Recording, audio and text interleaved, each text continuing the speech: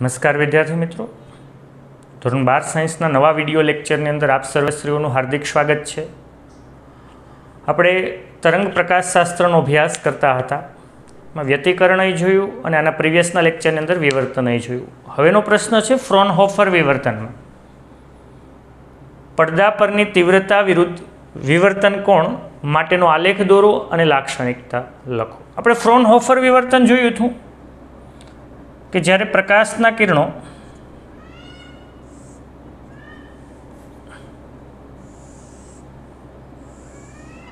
અથવા જો ઉદ્ગમ છે, પ્રકાશી ઉદ્ગમ અહીંયા રાખીએ મુખ્ય કેન્દ્ર પર લેન્સના, તો એમાંથી આવતા પ્રકાશના કિરણો મુખ્ય અક્ષને સમાંતર હોય ત્યારે એક સ્લિટ મૂકીએ એ પહોળાઈની.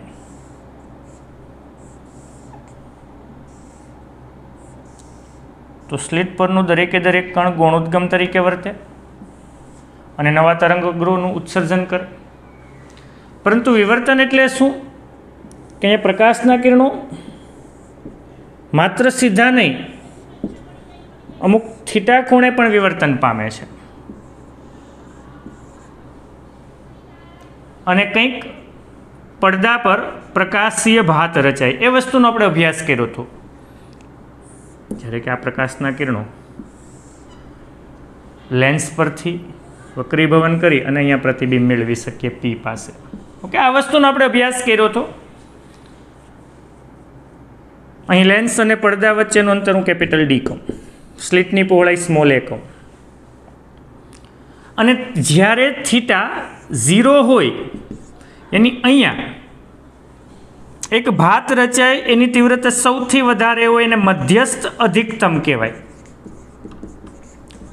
અને મધ્યસ્થ અધિકતમની કોણીય પહોળાઈ અથવા તો મધ્યસ્થ અધિકતમ થીટા બરાબર 0 અંશના ખૂણે રચાય.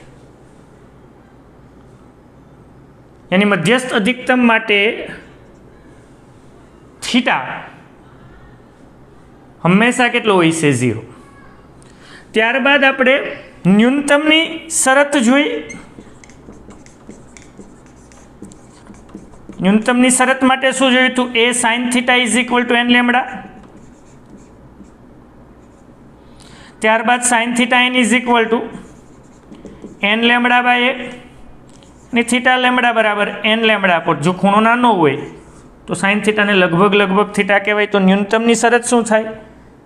થીટા ઇઝ ઇક્વલ ટુ શું થાય? એન લેમડા બાય એ થાય. આ ન્યૂનતમની શરત. યાની કે અહીંયા હશે મધ્યસ્થ અધિકતમ,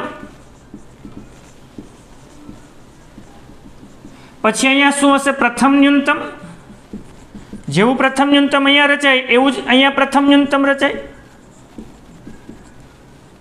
એના પછી શું હોય તો કે ભાઈ એના પછી હશે પ્રથમ અધિકતમ યાની ગૌણ અધિકતમની શરત. તો ગૌણ અધિકતમની શરત શું છે? A sine theta is equal to 2n + 1 lambda by 2. યાની સાઇન થીટા એને છેદમાં જવા દો, ખૂણો નાનો હોય તો theta is equal to 2n + 1 lambda by શું થાય? 2a. યાની કે અહીંયા શું હશે? પ્રથમ અધિકતમ. અહીંયા શું હશે? પ્રથમ અધિકતમ. એના પછી કોણ આવશે? દ્વિતીય ન્યૂનતમ. અહીંયા દ્વિતીય ન્યૂનતમ. એના પછી દ્વિતીય અધિકતમ. તો આ રીતે તમને અધિકતમ અને ન્યૂનતમ મળે. હા, યાદ કરો વ્યતિકરણમાં શું હતું કે વ્યતિકરણની અંદર બધાયની તીવ્રતા પ્રકાશિત છલાકા, અપ્રકાશિત છલાકા, પ્રકાશિત છલાકા, બધાની તીવ્રતા સરખી હતી. જ્યારે અહીંયા એવું નથી થતું. અહીંયા જો તીવ્રતા વિરુદ્ધ આઈ વિરુદ્ધ વિવર્તન કોણ થીટાનો આલેખ, યાની જ્યારે થીટા અહીંયા 0 હોય ત્યારે અહીંયા શું મળશે? મધ્યસ્થ અધિકતમ, જેની તીવ્રતા સૌથી વધારે. એના પછી કોણ મળે? અહીંયા ન્યૂનતમ, પ્રથમ ન્યૂનતમ. અહીંયા પ્રથમ ન્યૂનતમ. એના પછી અહીંયા શું મળશે? પ્રથમ અધિકતમ. એના પછી દ્વિતીય ન્યૂનતમ. તો આ રીતે તીવ્રતા વિરુદ્ધ વિવર્તન કોણ થીટાનો આલેખ છે. અહીંયા દરેકની તીવ્રતા એક સરખી હોતી નથી, તીવ્રતા જુદી જુદી હોય છે. આ ઉપરાંત બધાની કોણીય પહોળાઈ પણ જુદી જુદી, દૂર જતા જઈએ એમ કોણીય પહોળાઈ ઘટતી જશે. એની લાક્ષણિકતામાં પહેલી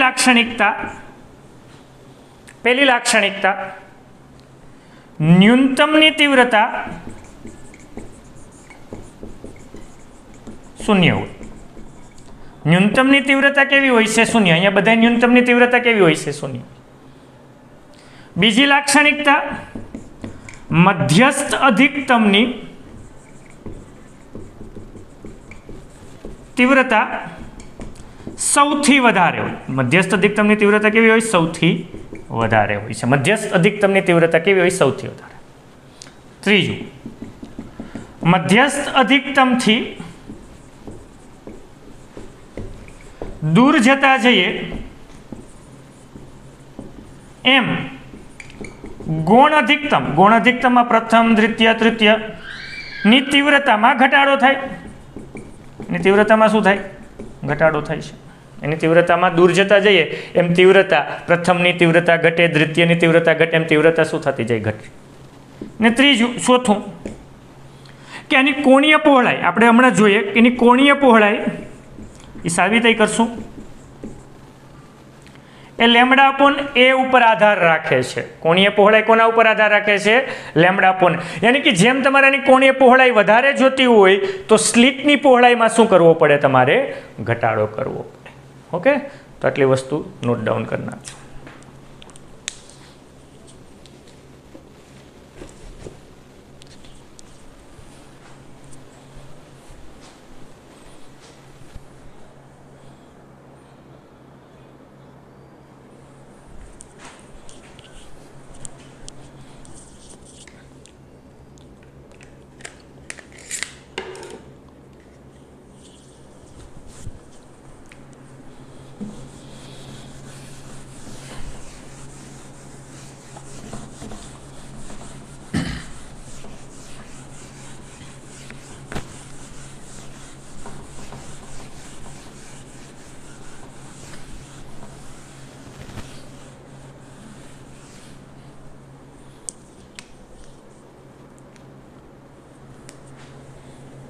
ઓકે, નેક્સ્ટ ટોપિક છે વ્યતિકરણ અને વિવર્તન વચ્ચેનો તફાવત લખો.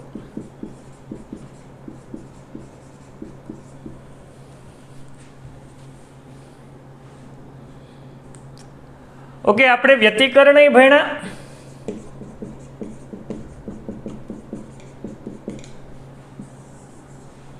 અને આપણે વિવર્તન ભણ્યા.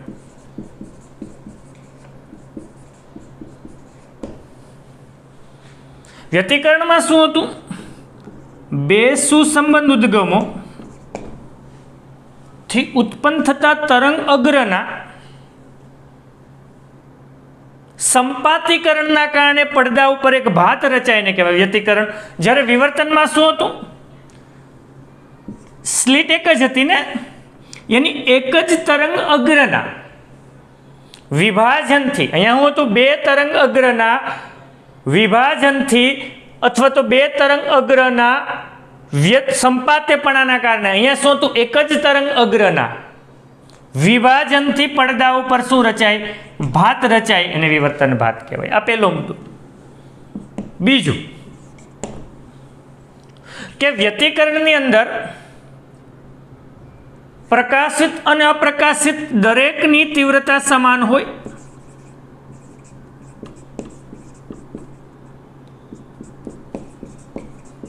અહીંયા દરેકની તીવ્રતા સમાન ન હોય, અસમાન હોય. કારણ કે સૌથી વધારે તીવ્રતા કોની? મધ્યસ્થ અધિકતમ. જોયું હતું ને? અહીંયા શું હતું? આપણે જો આલેખ જો,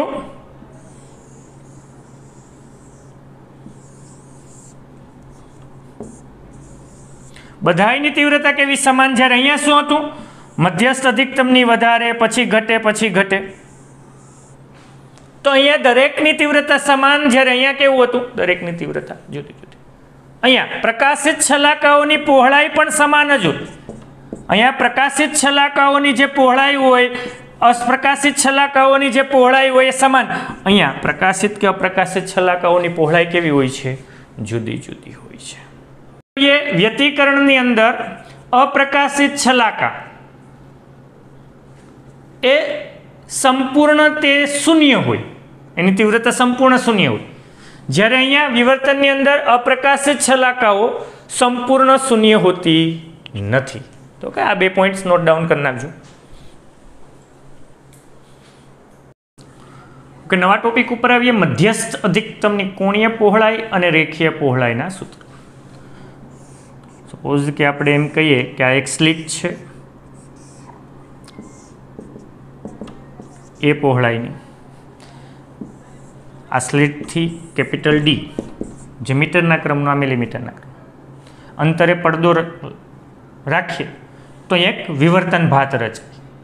એમાં મધ્યસ્થ અધિકતમ, પછી પ્રથમ ન્યૂનતમ, પહેલાં શું હોય? મધ્યસ્થ અધિકતમ, પછી પ્રથમ ન્યૂનતમ, પછી પ્રથમ અધિકતમ, પછી દ્વિતીય ન્યૂનતમ, આ રીતે રચાય. તેમાં જે મધ્યસ્થ અધિકતમ રચાય છે કંઈક આવી રીતના મધ્યસ્થ અધિકતમ રચાય છે. પછી શું હોય છે? પ્રથમ ન્યૂનતમ હોય છે અહીંયા. પછી ત્યાં શું હોય છે? પ્રથમ અધિકતમ હોય છે. પછી શું હોય છે? દ્વિતીય ન્યૂનતમ. અહીંયા શું હોય? મધ્યસ્થ અધિકતમ. આખાને મધ્યસ્થ અધિકતમ કહેવાય.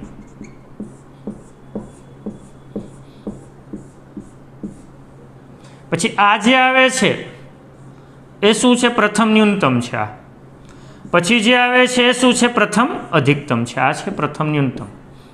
અહીંયા પ્રથમ ન્યૂનતમ, અહીંયા પ્રથમ ન્યૂનતમ.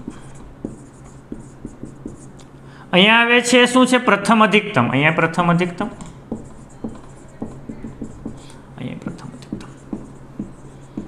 અહીંયા શું કીધું? મધ્યસ્થ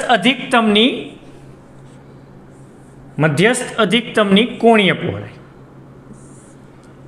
સપોઝ કે આ જો ખૂણો થીટા હોય તો અહીંયા પ્રથમ ન્યૂનતમ મળે, આના માટે થીટા જોઈએ. તો એની કોણીય પહોળાઈ, તો મધ્યસ્થ અધિકતમની કોણીય પહોળાઈ મેળવવી હોય. મધ્યસ્થ અધિકતમની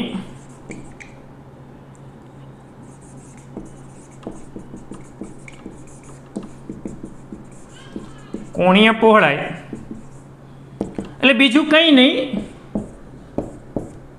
પ્રથમ 2 ન્યૂનતમો વચ્ચેનું અંતર, 2 ન્યૂનતમ વચ્ચેનું અંતર. તો ન્યૂનતમ માટેની શરત શું છે? ન્યૂનતમ માટેની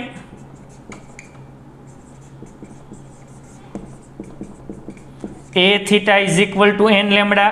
પ્રથમ હોય તો લેમ્ડા, તો થીટા બરાબર શું થાય? લેમ્ડા અપોન a થાય. તો આ 2 ન્યૂનતમ વચ્ચેનું અંતર એટલે આમ તો કોણીય પહોળાઈ એટલે 2 થીટા થયું. તો 2 મધ્યસ્થ અધિકતમ વચ્ચેનું, સોરી 2 ન્યૂનતમ વચ્ચેનું કોણીય અંતર એટલે 2 થીટા થયું. રેડી? ફરીથી તમારે મધ્યસ્થ અધિકતમની કોણીય પહોળાઈ મેળવવી, યાની કે 2 ન્યૂનતમ વચ્ચેનું કોણીય અંતર ને 2 ન્યૂનતમ વચ્ચેનું કોણીય અંતર એટલે 2 થીટા. ન્યૂનતમ માટેની શરત શું છે? n થીટા અથવા a theta is equal two n lambda. ન્યૂનતમ n બરાબર એક પ્રથમ છે એટલે થીટા બરાબર શું થાય? લેમ્ડા અપોન a થાય.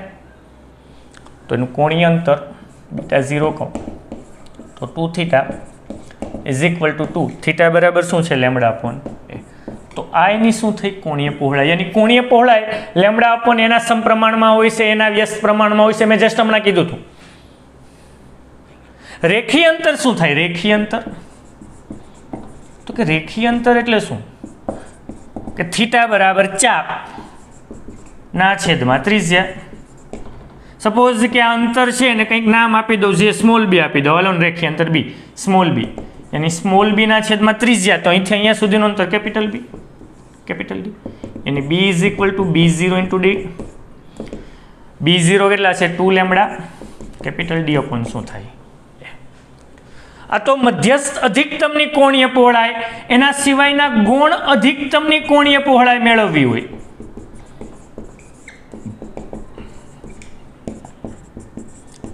એકની દાખલા તરીકે પ્રથમ અધિકતમની કોણીય પહોળાઈ, દ્વિતીય અધિકતમની કોણીય, કોઈ પણ, એટલે બીજું કંઈ નહીં. સપોઝ કે પ્રથમ અધિકતમની કોણીય પહોળાઈ એટલે પ્રથમ ન્યૂનતમ અને બીજા ન્યૂનતમ વચ્ચેનું અંતર થયું. બીજા અધિકતમની કોણીય પહોળાઈ હોય તો ત્રીજું ન્યૂનતમ અને બીજા ન્યૂનતમ વચ્ચેનું અંતર, યાની કે ગૌણ અધિકતમની કોણીય પહોળાઈ એટલે n+1 ન્યૂનતમ અને n માં ન્યૂનતમ વચ્ચેનું કોણીય અંતર. રેડી? यानी n+1 न्यूनतम हो तो n+1 लेमड़ा अपोन ए माइनस n लेमड़ा अपोन ए थया ने, यानी कि n लेमड़ा अपोन ए प्लस लेमड़ा अपोन ए माइनस n लेमड़ा अपोन ए थया के नहीं. बीजું તો અહીં શું આવશે? લેમડા અપોન એ આવશે. ત્યાં કેટલું આવશે? લેમડા અપોન એ આવશે. રેડી? यानी कि ગૌણ અધિકતમની કોણીય પહોળાઈ હંમેશા કેટલી હોય? લેમડા અપોન એ જેટલી હોય છે. સપોઝ કે રેખીય અંતર જોતું હોય તો રેખીય અંતરમાં કેપિટલ ડી વડે ગુણી નાખવાનું, એની લેમડા અપોન એ ઇન્ટુ શું થાય? Capital D. રેડી?